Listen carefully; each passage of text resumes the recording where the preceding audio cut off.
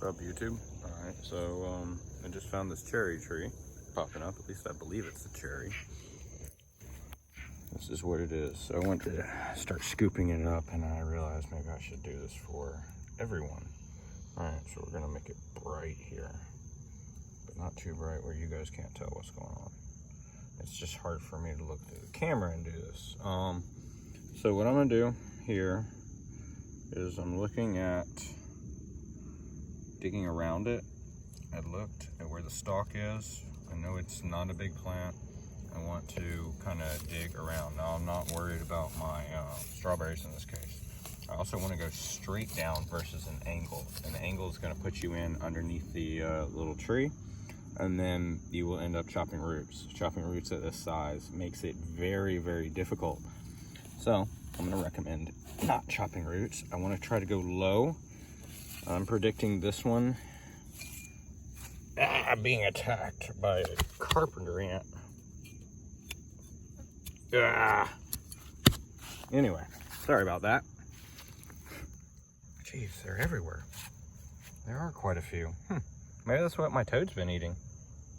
That's kind of cool, I guess. Anyway, so we're going to try to get this out. I might not be able to do this on camera. I also don't know if this is seated over here more, because if it is, then that makes it harder for me in the long run. So I don't know, we can dig around it by hand. We can just try to figure it out.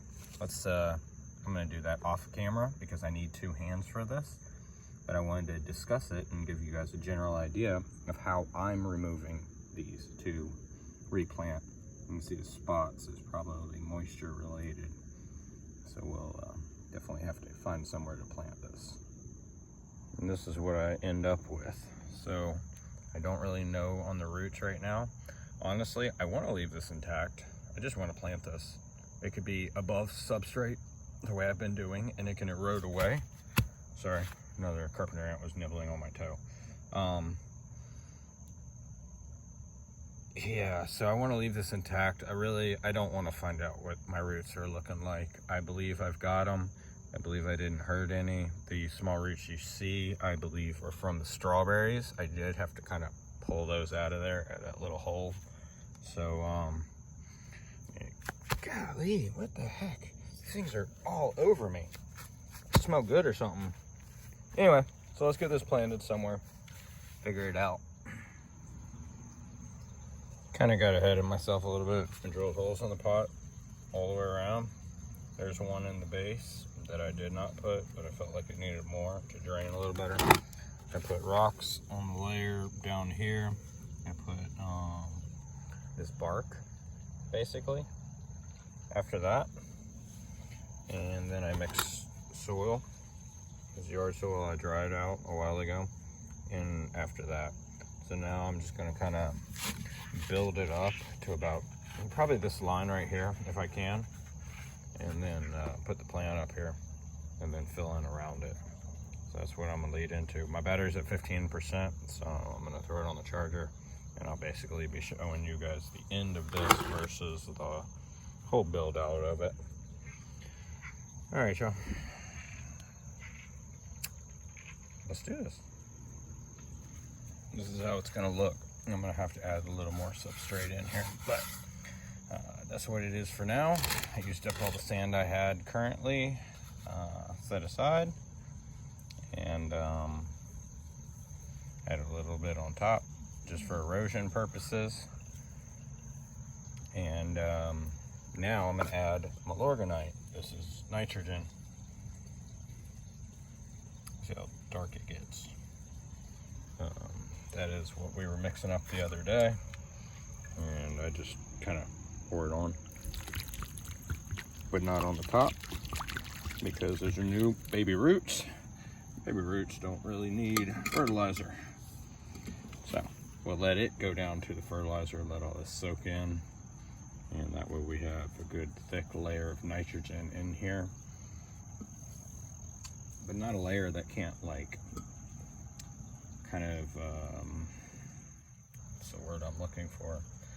Basically, when it erodes away, the soil erodes away, all this will get flushed, I'm not necessarily looking for it to be flushed within the first year or two, but when we start going for fruit, I will not be putting on nitrogen as heavy when it starts to flower. About the flowering process, they start to open. First ones start to open, I should say. That'll be when I cut nitrogen. And throughout the process, I'm going to be putting potassium in here as well. I want enough potassium that it's going to be stored in the leaves, and that way we have some good fruit popping up in a couple of years. If that is what kind of tree this is. It should be. No other little trees are popping up in that container. In fact, not really struggling with too many weeds in it either. But this is what we're left with. Plenty of base to get actual roots in here, and then when it gets big enough, we'll transplant it to the yard. That way we have a full-size cherry tree out here. Cherry bush, whatever they are. All right, y'all. Thanks for watching. Like, subscribe, and I'll bring y'all more content. Obviously, this is going to be one of my first cherry trees to be seeded out. In the future, I'd like to make some like bonsai type to put in the enclosures. I think that would be really cool. But we got to be able to have more of these popping up, and this again is my first.